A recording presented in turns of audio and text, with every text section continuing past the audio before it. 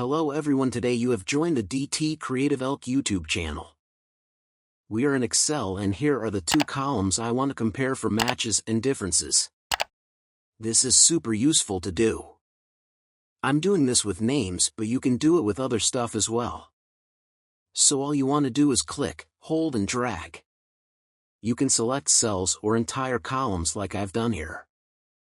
Then go to the top of Excel and Home and come over to the right and find Conditional Formatting.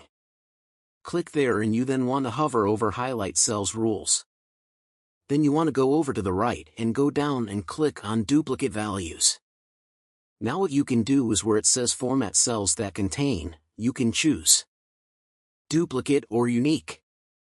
So that's going to be duplicate is for matching while unique is differences, and you can then choose what's going to happen. So I've got light red fill, but you can have a different one if you want, and you can press OK if you want to.